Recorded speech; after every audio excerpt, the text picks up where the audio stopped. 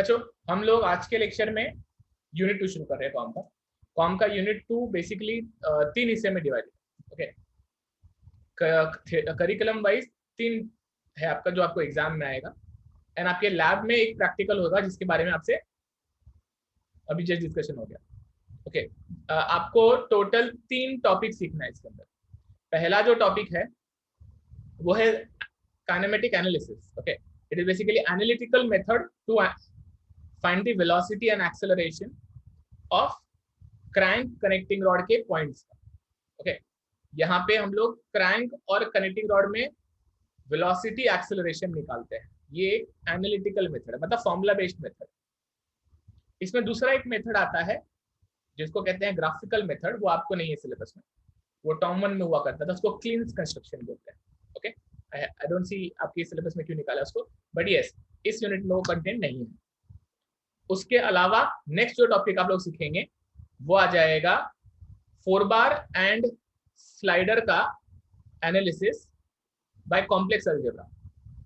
Okay, वो एक method सीखना है अपने को, इसी मेथड है, सॉर्टेड है, बहुत शॉर्ट कंटेंट है, थोड़ा अलग तरीका है जिसमें एक इमेजिनरी एक्सिस का टर्म आएगा, वो देखना है। देन थर्ड एक हो जाता है हुक जॉइंट एनालिसिस, जिसको यूनिवर्सल कपलिंग भी कहते हैं। हुक जॉइंट में single hook joint, double hook joint के बारे में आपको समझना है, उसका डेरिवेशन एंड एनालिसिस है, जिसमें अपने को एक पोलर डायग्राम बनाना है। Lots of content in this unit, बहुत सारी बातें हैं। आज हम लोग एनालाइज करने वाले हैं क्रैंक एंड स्लाइडर मैकेनिज्म। सभी को क्रैंक एंड स्लाइडर मैकेनिज्म पता है कैसे दिखता है? हाँ सर। ओके, मैं एक छोटा सा खाली एनिमेशन दिखा देता हूं आपको टू अंडरस्टैंड कि क्रैंक एंड स्लाइडर मैकेनिज्म कैसे दिखता है। दिख रहा है सभी को ये? हाँ सर, दिख रहा है। Okay, you can clearly see यहाँ पे लेफ्ट साइड में क्रैंक है जो क्लॉकवाइज घूम रहा है। ओके, ये एक व्हील है। ओके, क्रैंक बोलते हैं इसको। ये जो ब्राउन कलर का है उसको कनेक्टिंग रॉड बोलते हैं, एंड येलो कलर से आपका स्लाइडर, राइट? अच्छा, ये पूरा व्हील बनाने की जरूरत नहीं पड़ती है, व्हील में जो खाली एक छोटा सा ग्रीन पार्ट जो दिख रहा है उतने से भी क्रैंक खाली रिप्रेजेंट किया जाता है, and this is your 4 link mechanism, जिसको क्रैंक एंड स्लाइडर मैकेनिज्म कहते हैं। ओके, चलो हम इसको पेपर पे कैसे बनाया जाता है उसके बारे में बात करते हैं। Crank and slider mechanism basically 4 link का मैकेनिज्म है, जिसके अंदर आप लोग अलग अलग कंपोनेंट, जैसे कि पहला एक देख लेंगे स्लाइडर। एक स्लाइडर रहता है, स्लाइडर को एक कनेक्टिंग रॉड पकड़ के रखता है, स्लाइडर को कनेक्टिंग रॉड पकड़ के रखता है।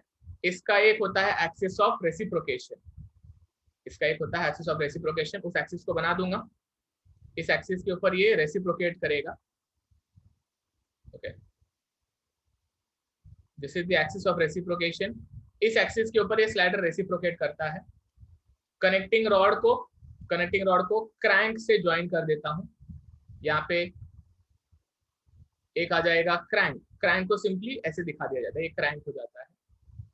ओके, आपको पता होना चाहिए कि स्लाइडर सिर्फ स्लाइड करता है।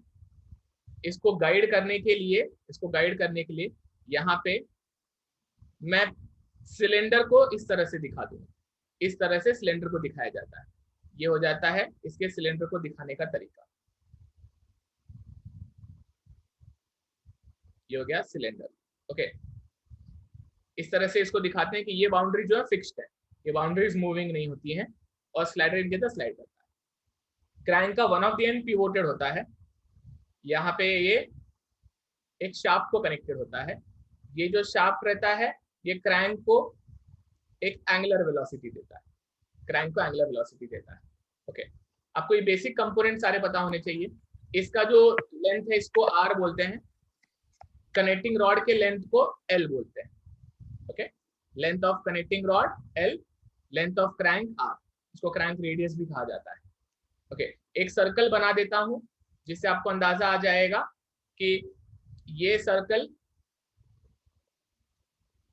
ये जो सर्कल रहता है, ये सर्कल आप क्रैंक के पेरीफेरी से आप इमेजिन कर सकते हो। This is the periphery of the crank. Okay, हो जाएगा पेरीफेरी ऑफ द क्रैंक, मतलब ये जो पॉइंट है, ये पॉइंट इस पेरीफेरी के ऊपर घूमेगा, यू विल अज्यूम कि जब ये जो पॉइंट है जहाँ पे कनेक्टिंग रॉड और क्रैंक जॉइंट है यहाँ पर होगा, ओके, यहाँ पर होगा, तो आपका पिस्टन एक्सट्रीम लेफ्ट वर्ड होगा। सही बात है? हाँ सर। जब हाँ ये सर। पॉइंट यहाँ पे होगा तो आपका ये जो पिस्टन है ये एक्सट्रीम लेफ्ट वर्ड होगा।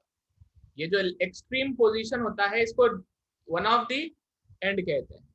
ओके, फॉर एग्जांपल अगर यहाँ पर ये क्रैंक का ये पोजीशन यहाँ पर होता, ओके, तो आपका क्रैंक ऐसा होता और आपका कनेक्टिंग रॉड अक्खा लंबा पड़ा रहता है, ऐसे लंबा पड़ा रहता है पूरा कनेक्टिंग रॉड। ओके, इसको डेड सेंटर की तरह भी कहा जाता है। आपको ये समझना चाहिए कि वन ऑफ द एंड ये हो गया, ऐसे ही जब ये पॉइंट एक्सट्रीम इस एंड पे चला जाएगा, ये पॉइंट एक्सट्रीम इस एंड पे चला जाएगा, तो आपका स्लाइडर यहाँ पे कहीं तो आके पड़ा रहेगा, आपका स्लाइडर यहाँ पे कहीं तो आके पड़ा रहेगा। इसमें क्या होता है, ये क्रैंक जब इधर चला जाएगा, मतलब क्रैंक 0 से लेटर से 180 डिग्री जब घूम जाएगा, तो ये स्लाइडर यहाँ से यहाँ चला जाता है।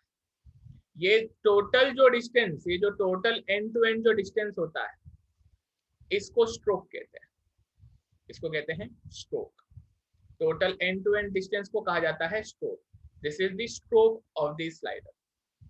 ये टोटल डिस्टेंस हो जाएगा स्ट्रोक। ओके, ये टोटल डिस्टेंस हो जाएगा स्ट्रोक। ये जो एंगल रहेगा इसको थीटा से डिनोट किया जाता है। It is angle through which the crank is rotated. समझ में आ रहा? अच्छा, मैंने यहाँ पे हाँ सर। हॉरिजॉन्टल अरेंजमेंट बना के रखा हुआ है, इसका वर्टिकल अरेंजमेंट भी होता है। ओके, इसका वर्टिकल अरेंजमेंट भी होता है। यहाँ पे अभी फिलहाल हॉरिजॉन्टल की तरह एनालाइज करेंगे, जहाँ पे हमारा स्लाइडर लेफ्ट में है, क्रैंक राइट में है। जैसे ये एंगल थीटा बनाता है, वैसे ही कनेक्टिंग रॉड जो यहाँ पे एंगल बनाता है वो फाई बनाता है। कनेक्टिंग रॉड जो एंगल बनाता है वो फाई बनाता है। ओके, बेसिक नॉमेनक्लेचर आपके अंदाजे में आना चाहिए, आपको सारे टर्म्स आपको समझ में आना चाहिए कि किसको क्या कहते हैं। This is the crank. Okay, ये हो जाएगा एक क्रैंक, ये हो जाएगा कनेक्टिंग रॉड, ये हो जाएगा स्लाइडर, ये आप सिलेंडर कह सकते हो, नहीं उसको नाम दिया तो भी चलता है। ओके, और ये यहाँ पे इस जगह पे पिवोटेड होता है। तो 3 ही कंपोनेंट मेन होते हैं नाम वाला। इसे क्रैंक कहेंगे, this is a crank which can rotate 360 degree. ये पूरा 360 डिग्री रोटेट करेगा। ये अगर घूम रहा है तो एक ही डायरेक्शन में घूमेगा। इसे कनेक्टिंग रॉड कहते हैं। Okay, connecting rod, this is connecting rod. Okay, this is a connecting rod. Then this is a slider. This is a slider. You should see the pair between each links. यहाँ पे ये जो connecting rod है यहाँ पे turning pair बनाएगा, ये crank और कनेक्टिंग रॉड यहाँ पे टर्निंग पेयर बनाएगा, क्रैंक और यहाँ पे फिक्स पॉइंट के साथ में टर्निंग पेयर, कनेक्टिंग रॉड और क्रैंक भी यहाँ पे टर्निंग पेयर, यहाँ पे ये कनेक्टिंग रॉड और स्लाइडर भी आपस में टर्निंग पेयर बनाएंगे, कनेक्टिंग रॉड और स्लाइडर भी आपस में पे टर्निंग पेयर बनाएंगे। फिर स्लाइडर और फिक्स्ड जो सिलेंडर है वो स्लाइडिंग पेयर बनाएंगे। टोटल 4 पेयर होते हैं। ओके, ये बेसिक सारे टर्म सबको समझ में आए? हाँ हाँ सर, सर। समझ गया। हाँ sir.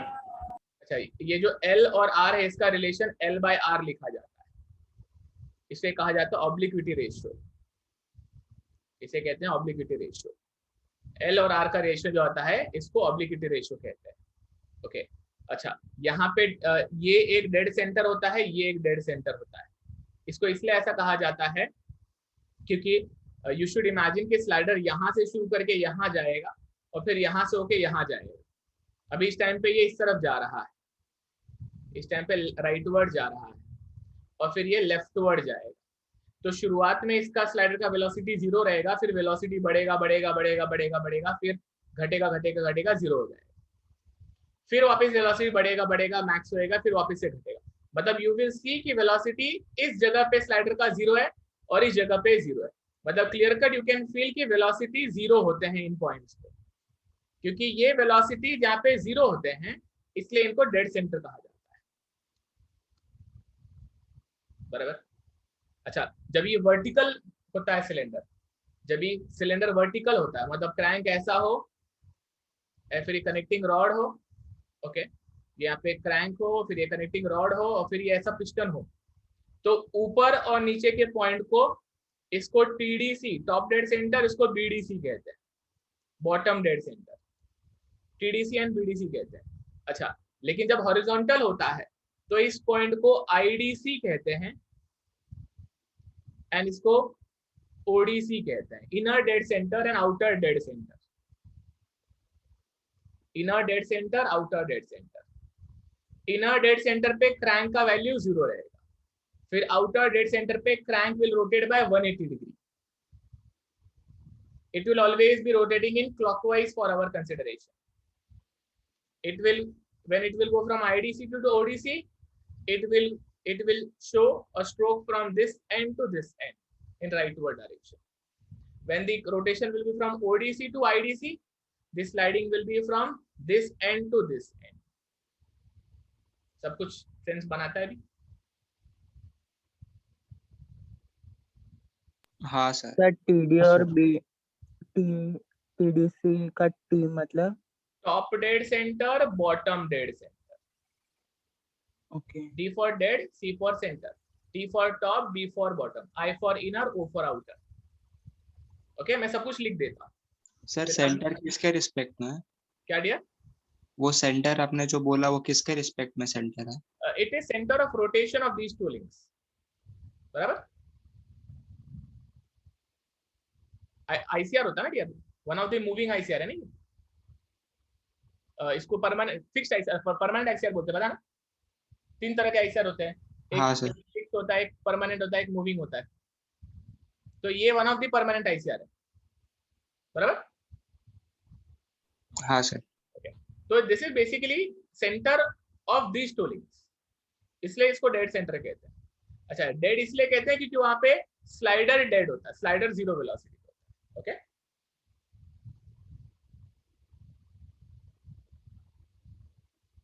S is equal two stroke.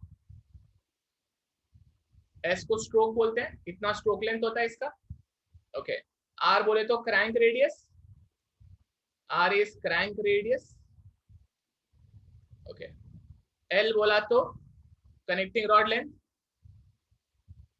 Connecting rod length, connecting rod length. Okay, बाकी आपको सब कुछ दिख रहा है। You should know that DC stand for dead center. Dead center. Okay. It is dead referred in respect of slider का velocity. Now title डालो unit 2. Okay. Unit 2. उसमें लिखो analysis of crank and slider mechanism.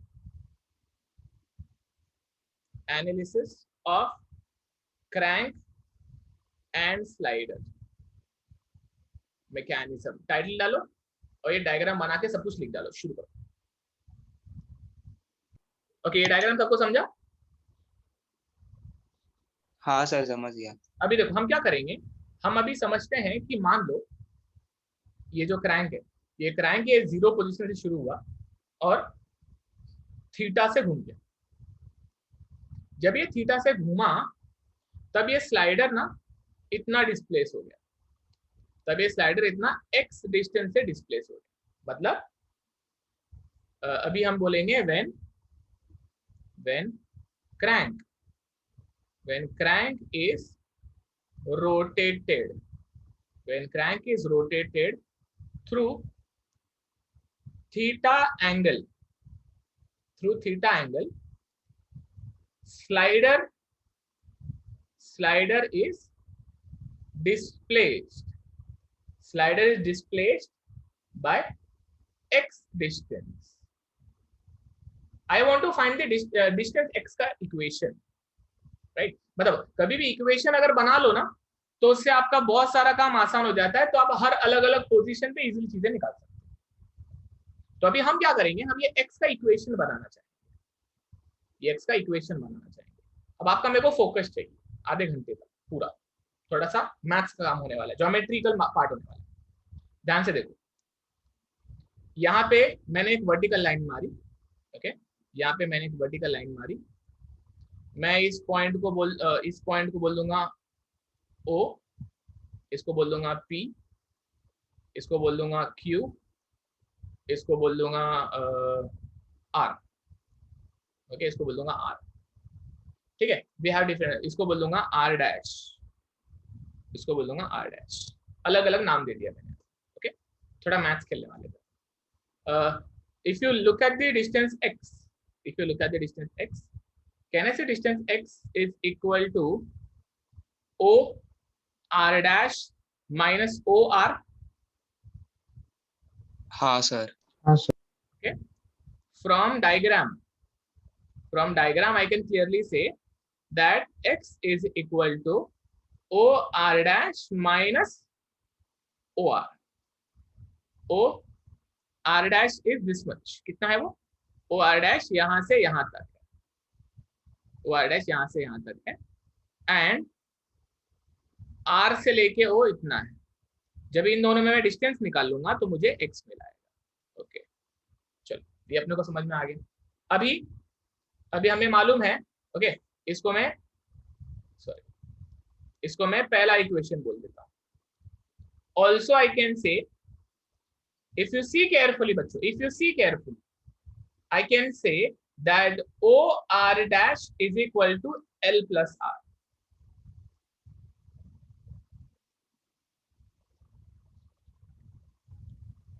हाँ sir. O R dash म्हणजे इतना। Okay, can I say that is equal to इतना plus इतना? आप अगर ध्यान से समझो तो इसका मतलब है जब ये क्रैंक ऐसा सोया रहेगा, मतलब जब ये P पॉइंट यहाँ पे रहेगा, जब ये P पॉइंट यहाँ पे रहेगा तो ये पूरा के पूरा RP कनेक्टिंग रॉड ऐसा यहां से लेके यहाँ तक सोया पड़ा रहेगा। तभी तो आप बोलोगे ना ये स्लाइडर है, यहां से लेके यहाँ तक कनेक्टिंग रॉड है, फिर एक क्रैंक है। हाँ सर। हाँ sir. So now looking at the diagram I can say O से R dash, ये जो पूरा डिस्टेंस है, it will be ये इतना क्या रहेगा? ये तो स्मॉल r रहेगा, क्रैंक रहेगा, because if this is R, even this is R, ये क्रैंक रहेगा। भाई देखो, अगर क्रैंक यहाँ तक है और स्लाइडर यहाँ पे है, तो स्लाइडर के सेंटर से लेके क्रैंक का centre is nothing but a connecting rod. हाँ सर, L। हाँ सर। हाँ, तो ये हो जाएगा L प्लस R। ओके, ये चलो हो गया। अब अपने को मालूम है ये थीटा है, ये फाई है, ये एक राइट एंगल ट्रायंगल है और ये एक राइट एंगल ट्रायंगल है। ये एक हाइपोटेन्यूज होगा, ये एक हाइपोटेन्यूज होगा, ये एक राइट एंगल ट्रायंगल हाइपोटेन्यूज, ये एक राइट एंगल ट्रायंगल उसका hypotenuse. Can I say distance OQ is equal to R cos theta? हाँ sir, R cos theta. Can I say distance RQ is equal to L cos phi? हाँ sir. See carefully now. I can say that distance OR is equal to RQ plus QO. RQ plus QO.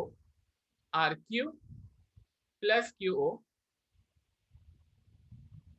Where RQ is equal to L cos phi. And QO is equal to R cos theta. ये जाएगा आपका third equation. सबको समझा इतना? Yes sir. Okay, कुछ doubt रहेगा तो पूछो। Before we proceed on to next page, जितना लिखा है पूरा 3 इक्वेशन तक छापो, शुरू करो। इतना लिखो पहले। मैंने क्या किया, मैंने यहाँ पे x का डिस्टेंस यहाँ से यहाँ तक का जुगाड़ किया अभी तक। मैं भी सबको सब्स्टिट्यूट करूंगा, ठीक है? ध्यान से देखो, सबको सब्स्टिट्यूट क्या करेंगे? Substitute 2 and 3 in 1, 2 and 3 in 1। Okay, तो इनको सब्स्टिट्यूट किया अगर, तो ये कैसा दिखेगा? ये दिखेगा x is equal to OR dash हो जाएगा L प्लस R, ये हो जाएगा L plus R minus L cos phi plus R cos theta, ये हो जाएगा L cos phi plus R cos theta bracket. Okay, bracket open करता हूं तो ये ऐसा दिखेगा। ये हो जाएगा L minus L cos phi, L एक साथ ले लिया मैंने, plus R minus R cos theta.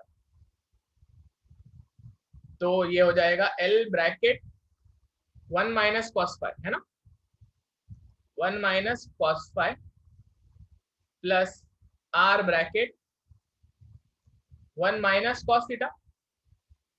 Correct लिखा है? हाँ सर।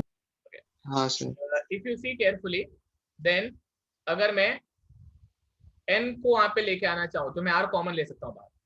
मतलब अगर मैं यहाँ से r कॉमन ले लूँ तो l बाय r n हो जाता है। जरूरत पड़ने पे मैं यूज कर सकता हूँ, अभी नहीं करता हूँ, देखता हूँ पहले। अच्छा, अभी यहाँ पे हमारे पास में cos फाई cos थीटा दोनों भी है और ये x का रिलेशन है।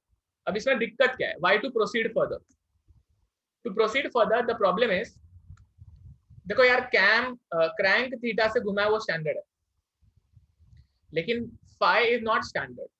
Phi is always the byproduct, big phi will always depend on कि ये कितने से घुमा, इसका कितना लेंथ है, इसका कितना लेंथ है।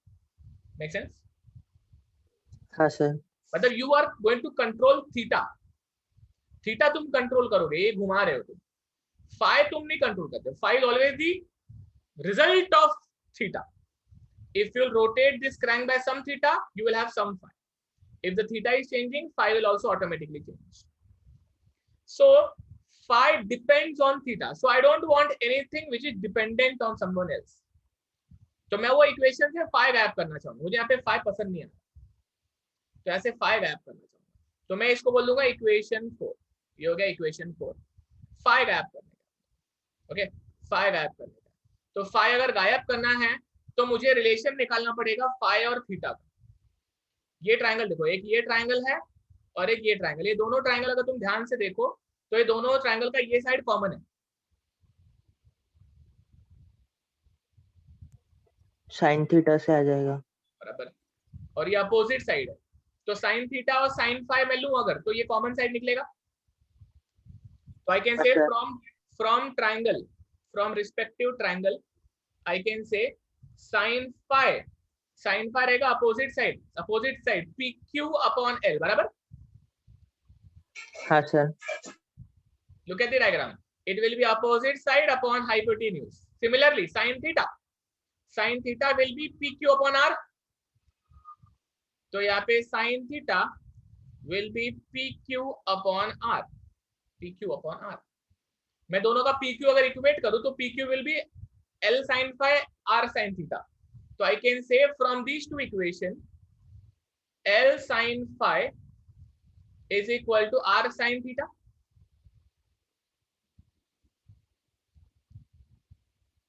So sin phi will be nothing but sin theta by n.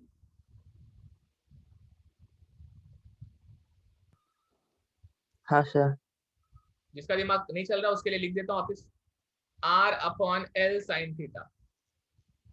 ये l को मैंने डिनोमिनेटर में ले लिया, तो r by l 1 upon n हो जाएगा। तो it will be sin theta by n। ये बहुत इंपॉर्टेंट रिलेशन है, ये आपको हमेशा काम आने वाला है, ये आपको हमेशा काम आने वाला है। मतलब अगर तुमको ये फॉर्मूला को खराब नहीं करने का है तो तुम यहाँ से भी फाई डायरेक्ट निकाल सकते हो। तुमको कोई थीटा दे दे, तुम यहाँ पे n और थीटा की रिलेशन पुट कर दो तो आप फाई निकाल पाओगे, फिर वो फाई आप डायरेक्टली पुट कर सकते हो, डिस्प्लेसमेंट निकाल पाओगे। That is one way. But खाली डिस्प्लेसमेंट निकालना इज नॉट द पर्पस, हमें डिस्प्लेसमेंट से वेलोसिटी और एक्सेलरेशन का भी इक्वेशन चाहिए। तो मैं इसको सब्स्टिट्यूट करना चाहूंगा यहाँ पे, लेकिन ये साइन फाई है और ये कॉस फाई है। साइन इनवर्स करके थीटा सब्स्टिट्यूट कर देंगे। साइन इनवर्स अगर करोगे तो sine inverse of sine theta by n, और वो भी कॉस का हो जाएगा। मतलब it will look so fuzzy, मतलब ऐसा हो जाएगा cos of sine inverse of sine theta by n, बराबर ना? हाँ। अजीब दिखेगा। तो उसको वैसा करने की जगह पे अपन आइडेंटिटी यूज कर सकते हैं अपना बचपन का। बचपन का आइडेंटिटी रूल क्या है? पहले तो मैं इसको 5वां बोल देता हूँ। अपने को मालूम है कि sine square phi plus cos square phi will be 1। हाँ सर। फिर यहाँ से इसके आगे अगर अपन जाएंगे तो अपन बोल सकते हैं कि भाई cos square phi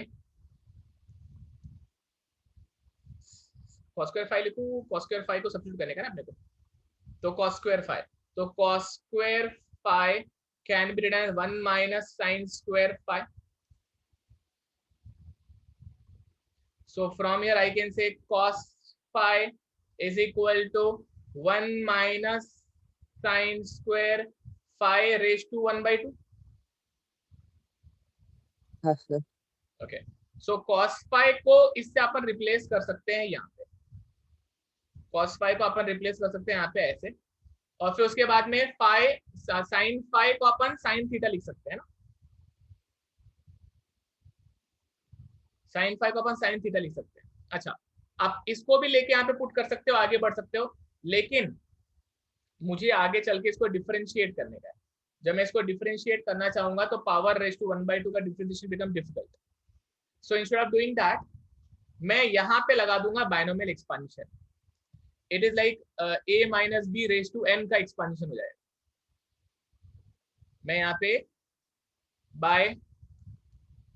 binomial expansion लगाऊंगा. किसके लिए लगाऊंगा? 1 minus sine square five raise to 1/2 के लिए लगाऊंगा. अच्छा, मैं इसका जब एक्सपांशन लगाता हूं तो मेरे पास में जो टर्म्स आते हैं मैं वो टर्म लिखूं अगर, तो it becomes 1 minus sine square five by 2. अच्छा, इसके आगे के टर्म्स मुझे लेने की जरूरत नहीं पड़ती यहाँ पे, इसके आगे के टर्म्स मुझे लेने की जरूरत नहीं पड़ती एक्सपांशन में, because phi is small, phi angle is small. ये फाई अक्यूट एंगल रहता है और ये हमेशा इतना छोटा रहता है कि ये 30 के भी अंदर रहता है हमेशा. मतलब 45 तो अपनी लाइफ में तब देखेगा जब ये इक्वल टू ये हो जाएगा, जो कि कभी नहीं होता. जब ये क्रैंक और कनेक्टिंग रॉड का लेंथ सेम हो जाएगा तब ये 45 अपनी लाइफ में देख पाएगा, वरना ये वो भी नहीं देख पाता, जो कि कभी नहीं होता है. Most of the time L is 2.5 times the R max to max, मतलब उससे ज्यादा ही रहता है. तो उसके वजह से ये फाई हमेशा अपनी लाइफ में अक्यूट एंगल देखता है, और वो अक्यूट एंगल देखने की वजह से इसके आगे का जो एक्सपांशन टर्म है वो लेने की जरूरत नहीं पड़ती है, क्योंकि वो पावर रेज टू 2 है ऑलरेडी. फिर उधर power raise to 3, power raise to 4 आना शुरू हो जाता है. तो because power increases that value decreases, मतलब इसके आगे का पार्ट छोटा छोटा होने लग जाता है. Are you getting me? हाँ sir. Okay, because power increases इसलिए उसकी वैल्यू छोटी होने लगती है. इसलिए आप सिर्फ इतना ही टर्म लेते हैं बायनोमियल एक्सपांशन. तो बाय बायनोमियल एक्सपांशन ये वाला जो टर्म है a minus B raise to n, उसका एक्सपांशन सिर्फ यहीं तक आता है. तो इससे आपका काम बहुत आसान हो जाता है. आप इसको डायरेक्टली उठा के, इसको बोलूंगा छठवां टर्म, इसको डायरेक्टली उठा के यहाँ पे चिपका सकते हो. ओके, बायनोमियल एक्सपांशन देके उसका फॉर्मूला देके भी बातें कर सकते हैं अपन, लेकिन मैं सोचा अननेसेसरी टाइम पास नहीं करेंगे. उसमें बहुत सारे टर्म्स आते हैं, बहुत सारे टर्म्स एक्सप्लेन करने पड़ेंगे. Let us not get into it. सिर्फ ये एक्सपांशन, ओके, ये एक्सपांशन मैं डायरेक्टली इससे सब्स्टिट्यूट करूंगा. At the end of lecture if someone wants to understand binomial expansion तब अपन डिस्कस करते हैं. तो फिलहाल बाय बायनोमियल एक्सपांशन मैं इसको ऐसे लिख सकता हूँ, इतना ध्यान रखो. क्या? 1 minus sine square five raise to 1/2 can be written 1 minus sine square five by 2. तो मैं इसको उठा के cos फाइव की जगह पे पुट करने वाला. hence we can say या फिर ऐसे नहीं लिखता हूँ. so from इसको बोल देंगे 6, इसको बोल देंगे 7. from 6 and 7 and 4, 6, 7 and 4, 6, 7 and 4, मतलब ये और ये से अपने को cos फाई की वैल्यू ये मिल गई, और फिर ये उठा के यहाँ पे सब्स्टिट्यूट करेंगे. तो इक्वेशन कैसा दिखेगा x का? x is equal to L into 1 minus bracket 1 minus sine square five by 2 plus R into 1 minus cos theta. This is your x का इक्वेशन. इसको बोल देंगे अपन 8वां रिलेशन. अब आप क्या करो, आप ये इक्वेशन में 5 सब्स्टिट्यूट करो. Substitute 5 in 8, substitute 5 in 8 and फिर क्या सिंपलीफाइड इक्वेशन आता है बताओ, शुरू करो. कुछ पूछना है तो पूछो, छापो। ओके, x का value x is equal to ये ब्रैकेट ओपन होगा तो 1 1 कैंसिल हो जाएगा, ये माइनस माइनस प्लस हो जाएगा, बराबर। तो ये हो जाएगा L into sine square 5/2, L into sine square 5/2 plus R into 1 minus cos theta, R into 1 minus cos theta. Correct लिखा मैंने? हाँ sir. Okay. Now I will substitute sin phi. I will substitute sin phi is equal to sin theta upon n. तो ये हो जाएगा L into sine square theta upon two n square plus R into 1 minus cos theta, बराबर लिखा? Okay, now let us take throughout में से r common लेता हूं मैं। थ्रू आउट में से r कॉमन ले लूं तो r अगर कॉमन ले लिया तो ये l गैप करने का मेरे को, तो ये हो जाएगा L/r sign square theta upon 2n square plus 1 minus cos theta. Correct लिखा क्या मैंने? हाँ सर। हाँ sir. L/r is called as n. We know that L/r जो होता है वो n होता है, और यहाँ पे n स्क्वायर है, तो क्या मैं बोल सकता हूँ ये और ये स्क्वायर कट जाएगा,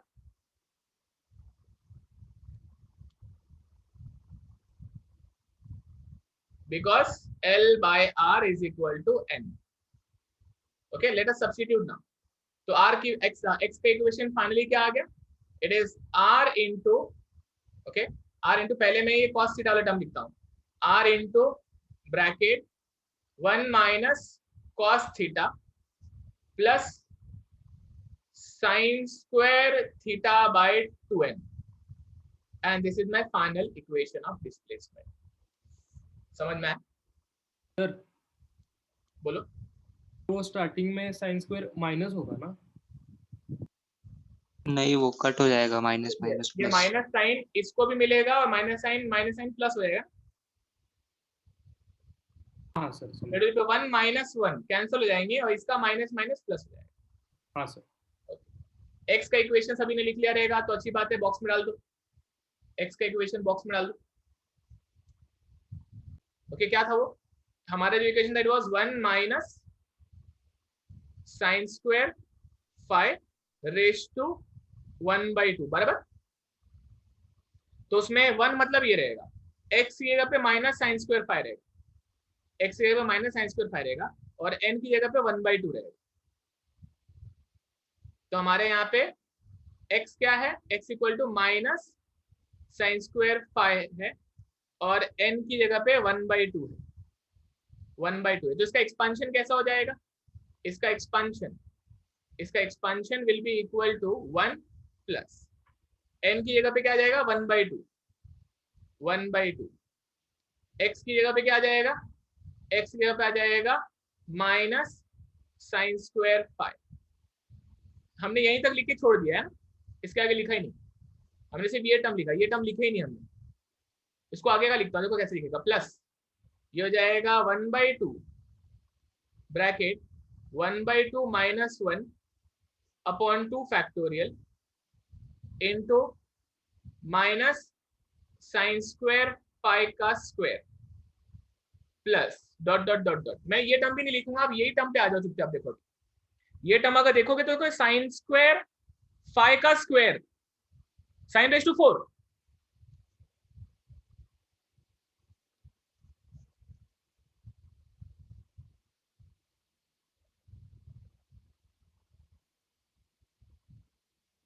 you should know that sin phi is less than 1.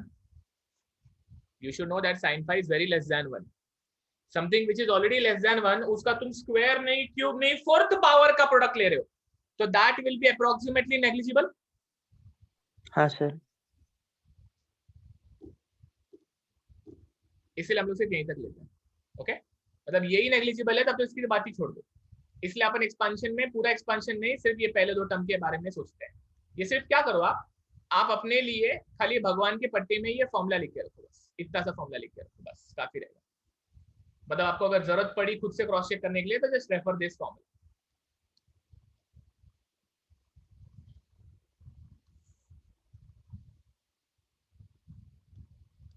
आगे बढ़े, ये भगवान के पट्टे में लिख लेना, फिर मुझे बोलना, फिर आगे बढ़ते हैं। What is this? This was the displacement. ये क्या था? ये था डिस्प्लेसमेंट और स्लाइडर का इक्वेशन। मतलब अगर क्रैंक थीटा से घुमा तो स्लाइडर इतना डिस्प्लेस करेगा। उसके लिए आपको क्रैंक का रेडियस चाहिए और ऑब्लिक्विटी रेशियो चाहिए। ओके, तो अगर मुझे कोई पूछता है what is the velocity of slider, okay, next part is velocity of slider. तो वेलोसिटी ऑफ स्लाइडर निकालने के लिए simply we know that v is equal to dx by dt।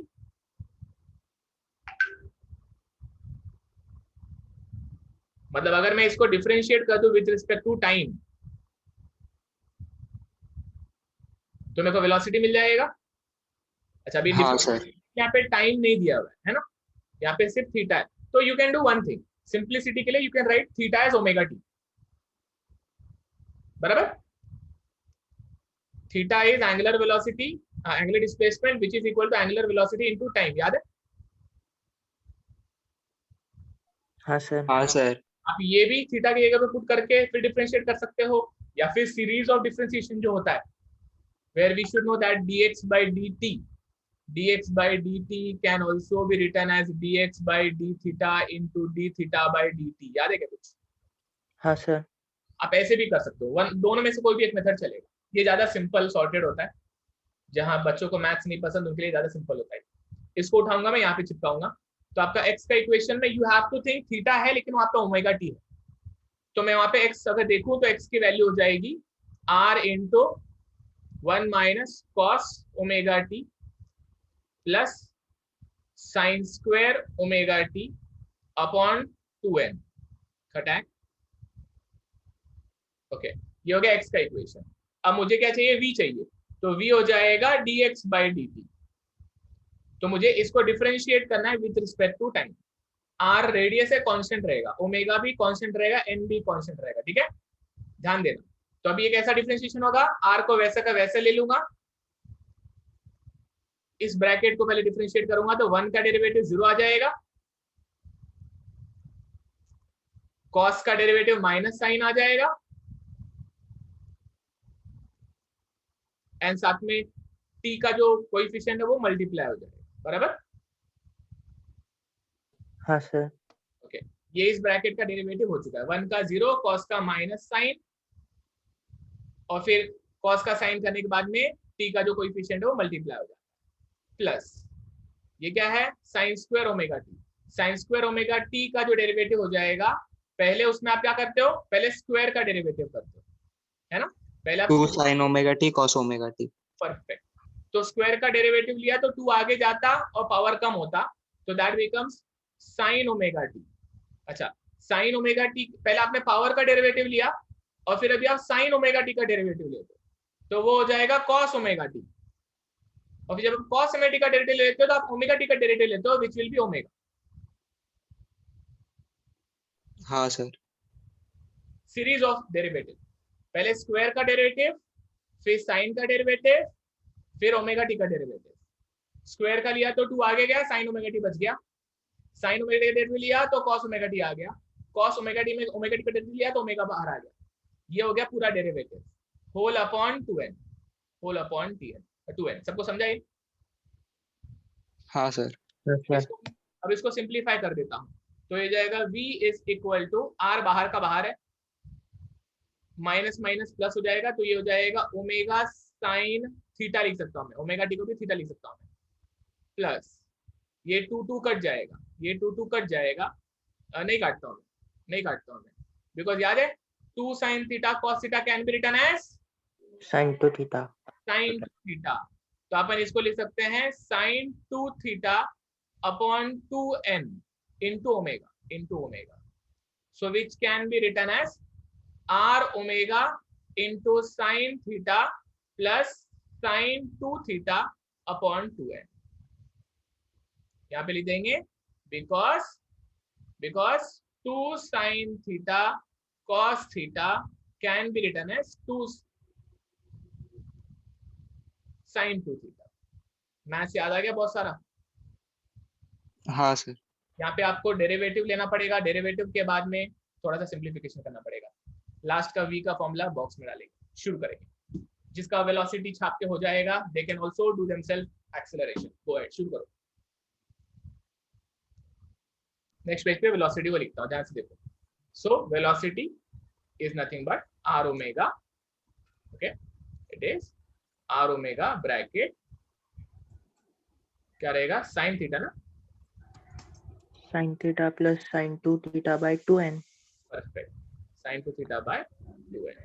Okay, ये हो गया वेलोसिटी का इक्वेशन बच्चों, ये हो गया वेलोसिटी का इक्वेशन। अच्छा, एक्सेलरेशन की बात अगर करें, ओके, एक्सेलरेशन ऑफ स्लाइडर की अगर बात करेंगे तो उसमें दो केसेस आते हैं। एक्सेलरेशन में दो केसेस आते हैं, मतलब पहले तो आपको डेरिवेटिव लेते वक्त इतना सोचना नहीं पड़ रहा था, है ना, आप लोगों को इतना सोचना नहीं पड़ रहा था, आपने वेलोसिटी ले लिया। लेकिन ऐसा भी हो सकता है कि आप लोगों को नॉन यूनिफॉर्म ओमेगा, मतलब ओमेगा नॉन कांस्टेंट भी बोल दिया जाएगा। तो अगर ऐसा कुछ आता है तो एक्सेलरेशन दो केसेस होते हैं। पहला केस ऐसा होता है जब ये ओमेगा कांस्टेंट होता है, तो इसको बोलते हैं uniform speed of crank, uniform speed of crank. जब ये यूनिफॉर्म स्पीड ऑफ क्रैंक होगा तो इसके डेरिवेटिव में इसको कांस्टेंट लिया जाएगा, सिर्फ इसका डेरिवेटिव लिया जाएगा। लेकिन अगर ये नॉन यूनिफॉर्म होगा तो इसका भी डेरिवेटिव होगा, इसका भी डेरिवेटिव, यू भी रूल लगेगा। ओके, तो पहला acceleration is dv by dt। तो अब अगर मैं इसको डिफरेंशिएट करना चाहूंगा तो यहाँ पे एक बार इसका डेरिवेटिव होगा, एक बार इसका डेरिवेटिव होगा, सॉरी यूनिफॉर्म हो गया ओमेगा। तो ऐसे केस में आप सिंपली इसको कांस्टेंट ट्रीट कर सकते हो, सिर्फ बार के इसका डेरिवेटिव होगा। तो ये r ओमेगा वैसा का वैसा ही रहेगा, अंदर के टर्म का डेरिवेटिव लूंगा मैं। तो you should remember back of your head that theta is omega t, बराबर, theta is omega t. When theta is omega t तो इट मींस sin थीटा का डेरिवेटिव हो जाएगा cos theta into omega.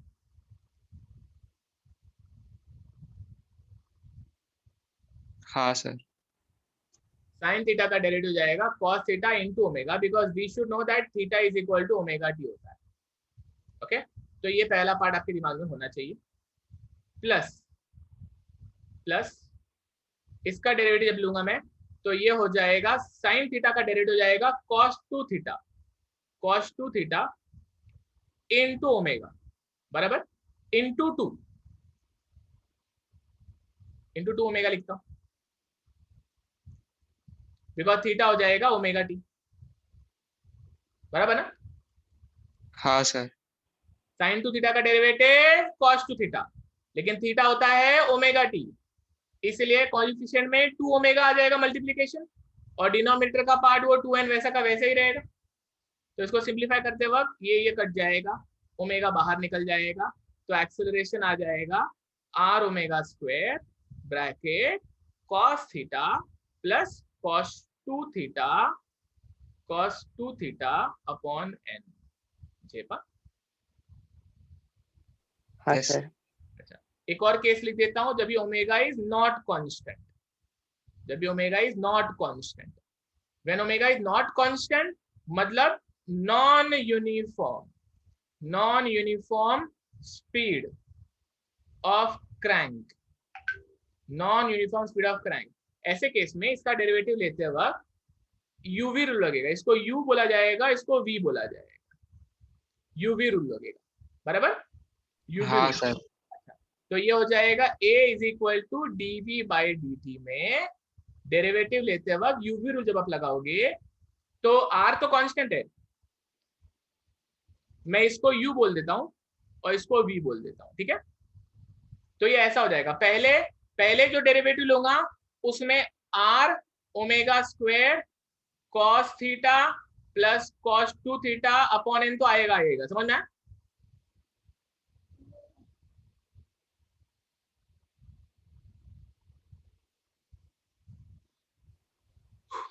Okay, carefully. जब आप UV rule लगाते हो तो एक बार इसको कांस्टेंट लेते हो, इसका डेरिवेटिव लेते हो। जब आप इसको कांस्टेंट लेके इसका डेरिवेटिव लोगे तो वो यही आएगा। हाँ सर समझ गया। अच्छा, और फिर नेक्स्ट टाइम आप इसको कांस्टेंट लेके इसका डेरिवेटिव लोगे तो वो हो जाएगा प्लस आर अल्फा, ओमेगा का डेरिवेटिव अल्फा, डी हाँ theta sir. By d t omega रहता and d omega by d t alpha रहता। बचपन में सीखा था, याद आया?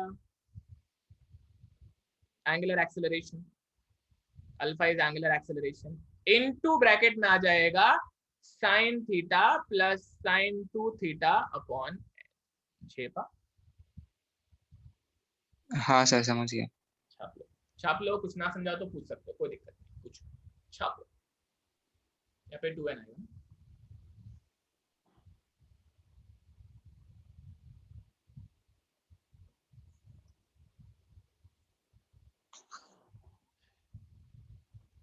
सर सेकंड केस पिकअप गाड़ी